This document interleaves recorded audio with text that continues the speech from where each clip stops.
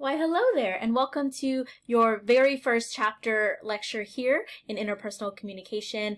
We are going to be reviewing chapter 1, which really covers a lot of the theoretical foundations of communication studies, as well as what communication is all about. I want to warn you that sometimes this chapter can seem a little sneaky and a little tricky, and that it seems like very simple and very straightforward. However, a lot of the information, particularly the transactional model, is far more complex than it appears in the textbook and in just my lecture slides. So I hope that in this lecture I help you break down a lot of that complexity and understand why the transactional communication model has the impact that it has. So let's get to it. A couple first things that we review in this chapter is, why are we studying communication studies? Why are we here? We've all been communicating, right, since we were born. And so why do we need to study something that we probably already have been engaging in for the entirety of our lives? And so one of the biggest things that I want y'all to do is really reframe the way you're looking at communication. Think of it more as this is a new skill set, and think of it the same way you would think of learning about how to cook, or how to dance, or how to play an instrument. It really is a skill set that has to be learned and developed. You might kind of understand a little bit about cooking here and there, but there's a big difference between, for example, what I do in my home kitchen, where I just boil a cup of noodles, right, and call that cooking. Anyone can do that, versus what a chef like Gordon Ramsay does in his kitchen, right? And so really what I'm looking to develop you into in this course is competent communicators. I'm looking to make you those grandmaster chefs of communication, right? If you are a big fan of cooking shows, you'll know that chefs work with a lot of different ingredients, right? I love watching cooking shows where chefs have to figure out what types of ingredients that they can put into a dish, how those ingredients will mix and match with other dishes, and that's really what a competent communicator does.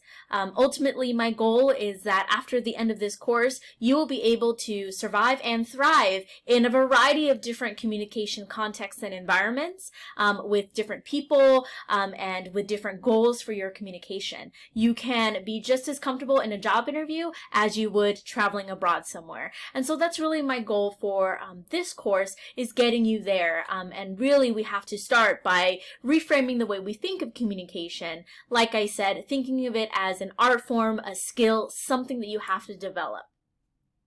Please note that in this class, we will not be covering public speaking. That is an entirely other class that, of course, you could take here at Chafee. Our goal for this course is interpersonal communication, which is all one-on-one, relationship-based communication. So a lot of the examples, context, and ideas that I will be talking about in this class rest entirely with that idea that communication is here to help us create and maintain relationships. And how does it do that? And you'll see that in this class, those are the main focus of the topics that we select to pay attention to.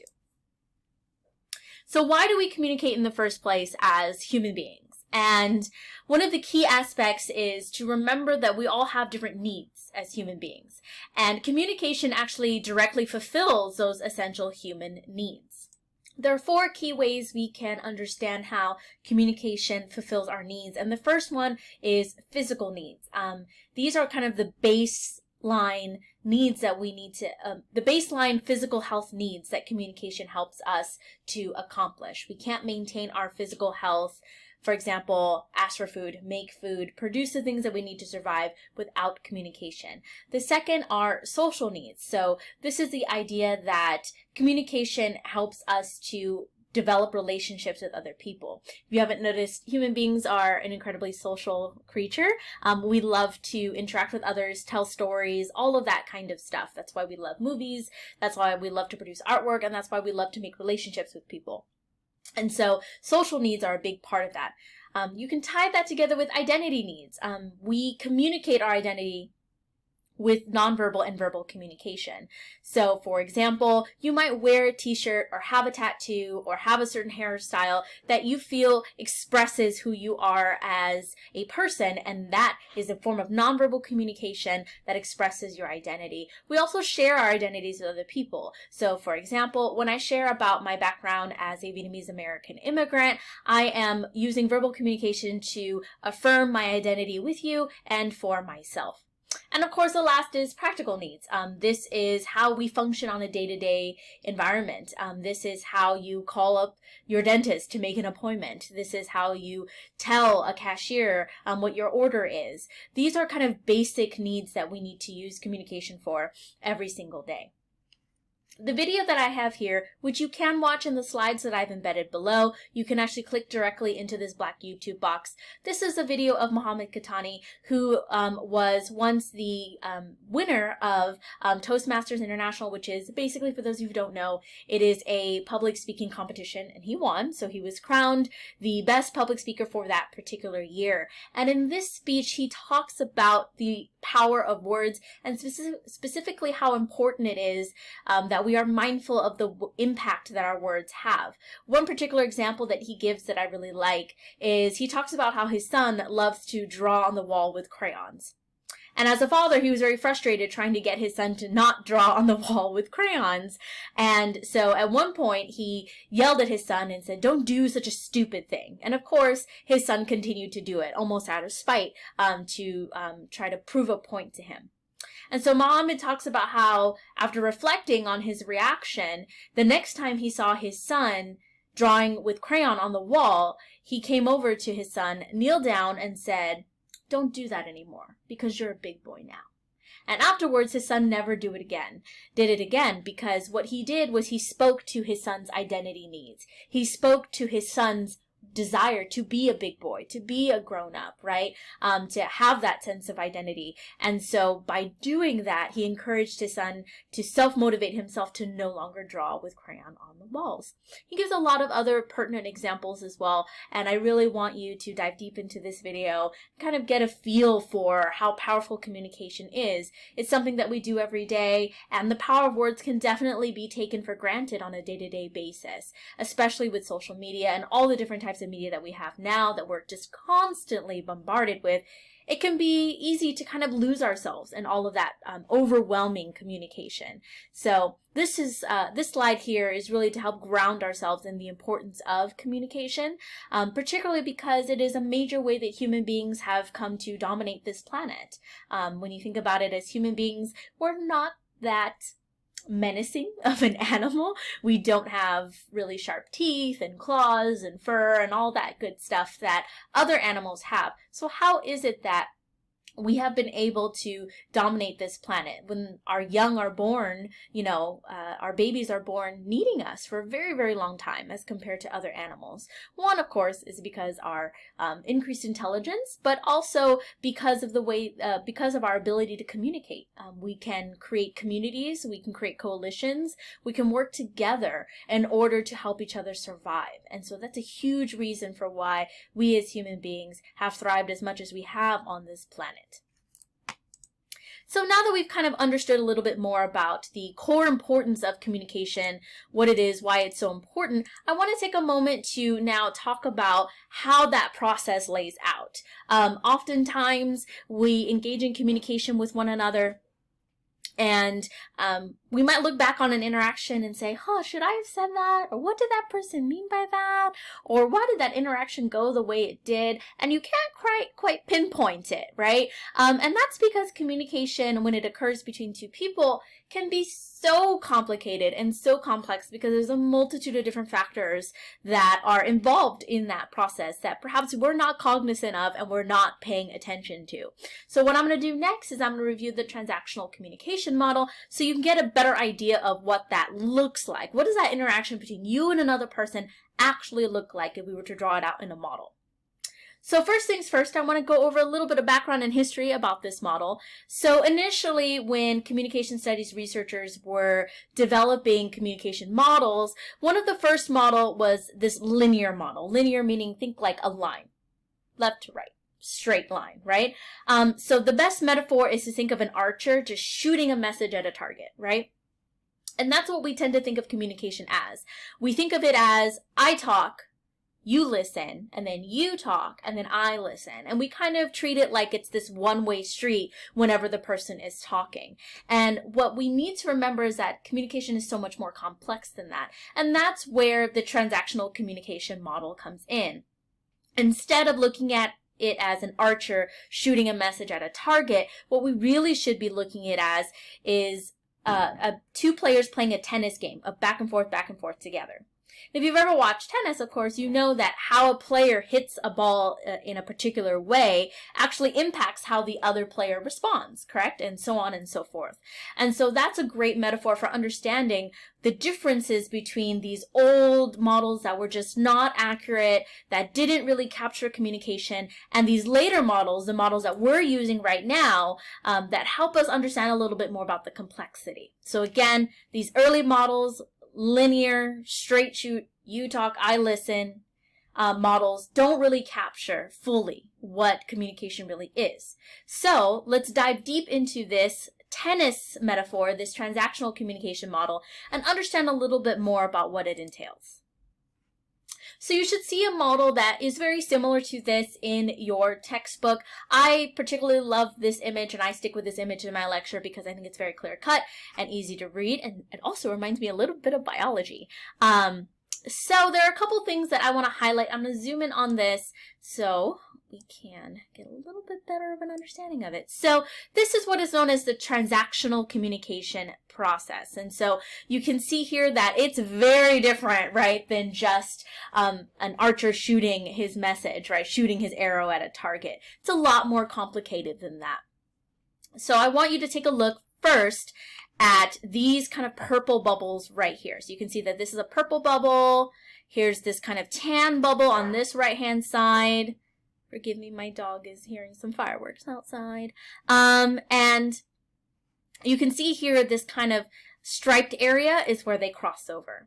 That is what we call the environment. And so we're just going to call this person A and this person B for the sake of understanding the point of the model. But environments are also known as context. So you'll hear me throughout this whole course keep pushing you to say context, context, context, because context is really important. I see context as kind of the soil in which communication grows.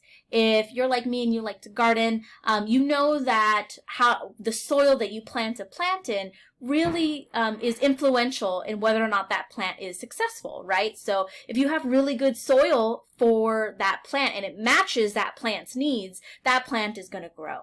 So the same happens with environments. These are fields of experience that people already bring with them into the interaction. Please, please note, as I've said in my syllabus and I've said before in other announcements, that our terms here in communication studies, again, are very slippery and tricky.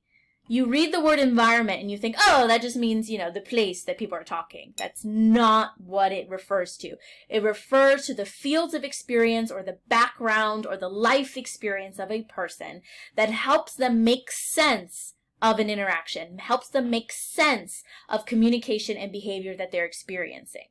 This can include a location, but doesn't have to, because it can also include a person's experience and cultural background. So, for example, I'm a Vietnamese American woman. I was born in Vietnam, but I immigrated here. So therefore, even though I am a Vietnamese woman, my environment, my lived experience, my cultural background is very different from that of a person that grew up in Vietnam and stayed in Vietnam. Does that make sense? So if you picked a Vietnamese woman out of Vietnam right now, she and I might be able to communicate because we both speak the same language. I can speak Vietnamese. But that doesn't necessarily mean we have the same environment, right? That doesn't mean we have the same lived experience. I grew up in America. So in a lot of ways, I'm very American, and I consider myself American in that way. The way I think, the way I act, the way I talk are all very much influenced by American culture. And so that is really an example of what an environment is. It's all of your lived experience coming into the interaction with you. And the reason for why that's important is because that helps you do something called decoding. Decoding is when the person who is receiving the message kind of breaks down the message. So think decoding like you're trying to figure out what they're saying. And that message can be nonverbal or verbal, but how I decode someone else's message is filtered through my environment, through my lived experience, through what I know to be my life and my reality, okay? And of course, the same goes for the other person. Now, there is this kind of cross area here, you see, where people tend to cross over, meaning that most human beings can share the general experience of being human, right? So back to my example, while I might not totally connect with that other woman from Vietnam, she and I can still connect in language, in some ways in culture, in some ways with being women, right? There's a lot of different kind of cross points that we would probably match up on and understand each other on. And there would be other points where we don't fully understand each other. If she started talking about pop culture in Vietnam, I don't know very much about that because, like I said, I grew up in America. So I grew up listening to, Mariah Carey and Tina Turner and Cyndi Lauper and Britney Spears and all those kinds of things. And so when you're looking at those types of differences, they would be over here. But anything that she and I would kind of mix on would be right here. And so that can get really tough because to find commonality with other people isn't always that easy. We're lucky here in Southern California to be able to have access to a lot of different people and have a lot of different experiences so that our kind of lived experience kind of grows, right? Our little bubble of what can cross over with other people grows. But in other areas, it's not necessarily so. And learning also from how other people have experienced their world can challenge a lot of what we know about ourselves. We'll get into that in chapter 3. I don't want to go too deep into it right now, but it's really important to think of these interactions as we're engaging in communication with other people. So you can see here, both bubbles, the communicator, sends, receives, and assigns meaning. Note that we don't call this person listener and speaker, right? Both of them are communicators because they're both sending, receiving, and assigning meaning at the same time. So it's not, again, this arrow shooting at a target, I talk, you listen. From this model, we see that a lot more is going on. And I'll give you an example of how that works. When I teach face-to-face, one of the luxuries I get is being able to see the face of my students. And oftentimes when I'm lecturing, I will look at the face of my students to see where they're at. If they're doing this and taking notes, I can see that they're paying attention, trying to keep up. If they're kind of like this and they look a little confused, that's nonverbal communication that I'm getting from them that lets me think, okay, maybe I need to slow down, or maybe I need to give another example, or maybe I need to stop and give everyone a break and see if we have any questions. What my students are doing, even though they're not talking, impacts my next decision of what I'm going to do in my lecture. So again, that goes back to my tennis metaphor. What each player does impacts how the other player will respond. And so in this instance, that's why we are both in every interaction sending, receiving, and assigning meaning all at the same time. Because just because you're listening, that doesn't mean you're not communicating something, right? Otherwise, we wouldn't get so mad when people don't listen to us, right? We know when people aren't listening to us, and that in and of itself sends a message. We'll talk more about listening in chapter 7. These little yellow squiggly lines right here, you see are noise.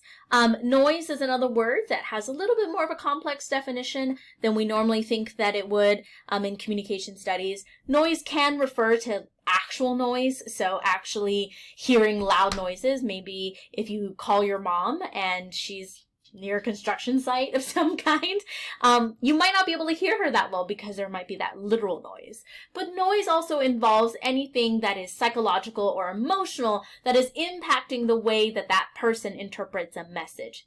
Notice that noise goes all throughout the model, which means that it can impact communication at every single stage, at every single part of the model. One example might be, let's say you come to class and you're hungry. If you're trying to listen to my lecture right now and watching this video and you haven't eaten, or you haven't slept, or you just came home from work and you're really tired, you are probably not receiving this full lecture, right, as you normally would if you were well rested and well fed, right? So noise can also be that your physical body and the state of your body. Side note, students, try to take care of yourselves. I know it's not always possible, but try to take care of yourselves for that reason. It actually does, help you with your studies to take care of your body and your mind. Another type of noise might be psychological. So a lot of you shared on your discussion boards, what am I bringing with me? All of that is noise too. right? On that discussion board, what I'm really having you do is I'm having you confront the noise head on. What is interrupting your mind right now? So if you were to come into my classroom trying to listen to my lecture, but you're worried about a friend of yours that isn't doing too well or is sick, that can be a form of noise that blocks my message from getting to you. Noise can also mean your emotional state as well, in addition to your psychological one. Let's say that you're in a really bad mood. You've had a horrible day, traffic sucked, work sucked, everything sucked. And then you come home, right? And one of your family members asks you, how was your day, right? And they might be asking a question that is completely innocent because they really want to know how your day was. But because you're so frustrated and so annoyed, you snap at them and you're like, you know what? I had a horrible day. And you kind of walk off. You can see there that your emotional state of being irritated or frustrated kind of changed the way that you interpreted their message, right? And then changed the way that you normally would have responded. So noise can be psychological, it can be emotional, and it can be literal physical noise around you as well. And so what this model really teaches us is a couple of really core important ideas. And let me go ahead and share with you what those ideas are. So the first one is that sending and receiving, like I said, are simultaneous. They happen at the same time. There is no such interaction where I talk and you listen and you don't send me any messages. Like I said with my students in my face-to-face class, even if my students aren't talking, they're constantly sending me messages about what I should do next in my lecture. And it really helps me decide as an instructor, if I choose to pay attention to those things, what I will do next. The second thing that this model teaches us is that meanings exist in and among people. And I know this is a very kind of abstract, what does that mean kind of concept.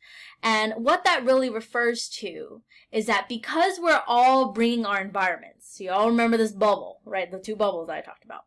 If we're all bringing our environments, our cultural background, our lived experience, all of that kind of stuff with us into an interaction, that means that we're constructing meaning with those experiences. And that ultimately means that we provide meaning to the words that we are using in communication, right?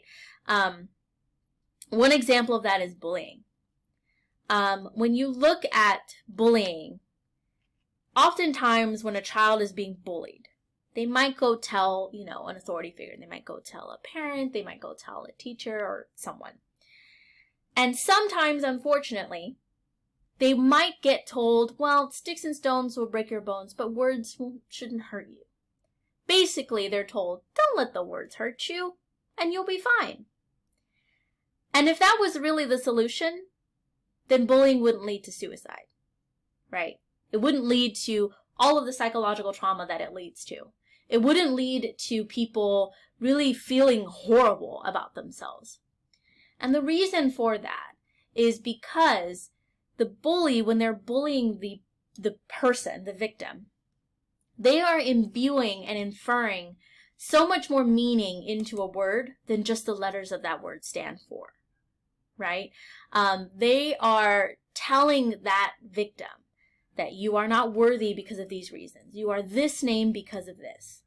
And especially for children who are just growing up, just learning how to communicate, just learning how to develop relationships, having that constant person telling them that they're not worthy of something or that they are this or that negative thing can be incredibly detrimental for that reason. Words are incredibly powerful. Words are incredibly meaningful. And that's not because they're just words. That's because people give them that meaning. And so don't ever forget that you might look at a word and be like, oh, that wouldn't hurt my feelings. It might not hurt yours, but it would hurt other people's because of the meaning given to it by the person sending it and the person receiving it.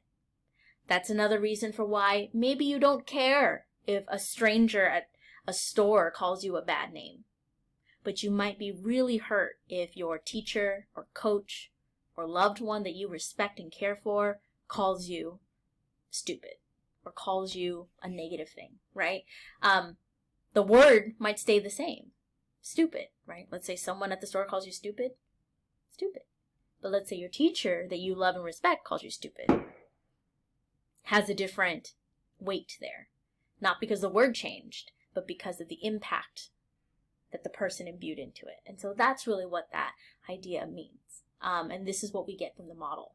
The model teaches us that the interaction of all our environments, our noise, the way we decode and encode, which means we package messages, creates meaning. We are meaning-making creatures as human beings at the end of the day. We make meaning. Even when you think of the structure of language, who invented language? It didn't naturally exist. Human beings had to make it, right? We'll go into the nuances of different languages in the next chapter, chapter 2. So I don't want to go too deep into it here.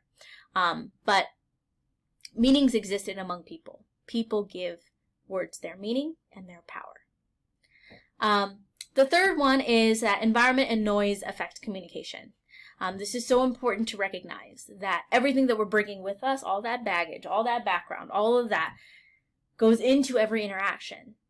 And so that's not a bad thing, but it's important to be mindful of it. And the last one is channels make a difference. And I want to go over what channels are with this last point. Channels are very important because they are how a message gets sent. So you can see here that there's this little blue arrow that goes left and right, and it's the channel. It's how you communicate the message. So right now, instead of lecturing to you face to face, I'm lecturing to you through this YouTube video that I posted, right? And it's asynchronous, meaning that you just hear it, and I hope you enjoy it. I, hope that it helps you. But I won't be able to really give you direct feedback in the moment because you're not here in front of me right now as an audience, right? And so this channel, this mode of communication changes our relationship as instructor and student in that way.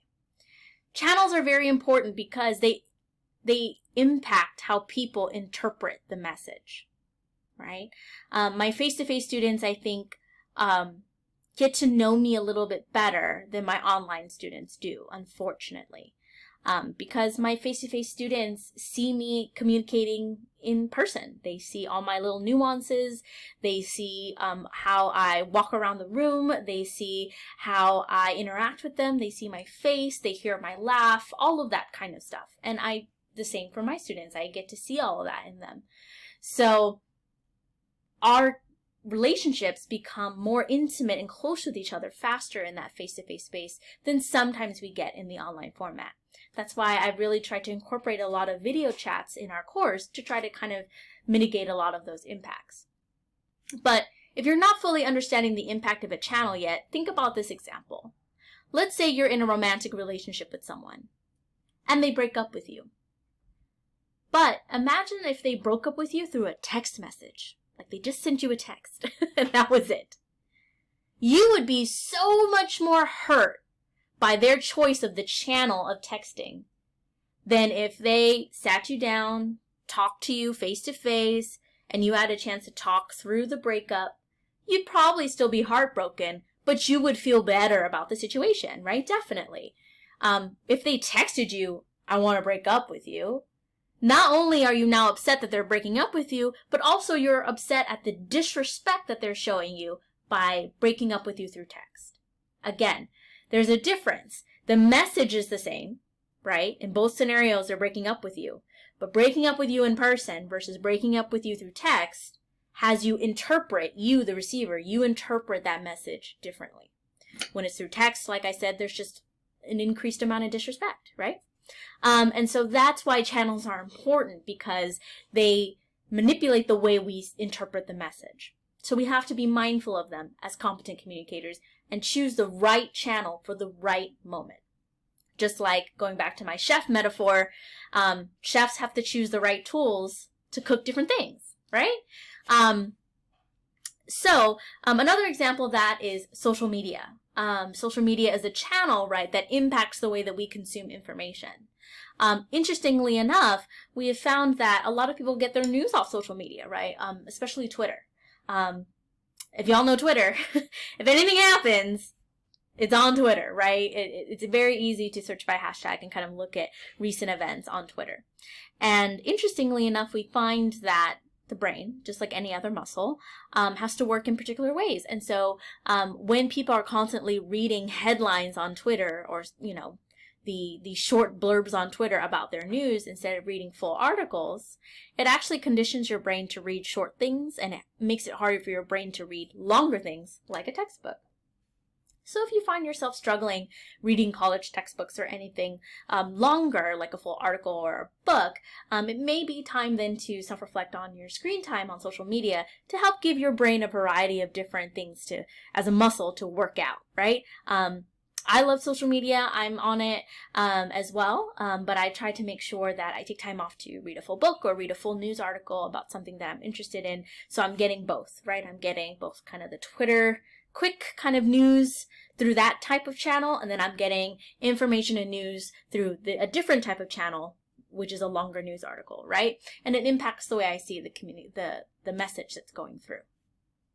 So that was this part of the first half of chapter 1. I hope that it was helpful for you. Now you can definitely start off on your ISR and other things related to the transactional communication model. I love this model so much because it really sets the foundation for everything we're going to do in class. I'm going to be very annoying to you in the coming lectures because I'm constantly going to be referring back to this model over and over and over. So if you're struggling with this model or not quite getting the impact of it or why it's important or how you can apply it to your own life and understanding of communication, let me know on Canvas inbox. Make an office hours appointment with me and make a note of it to ask me that question, and I'd love to talk to you about it. I hope that this lecture was helpful for you, and I'll see you next time. Bye.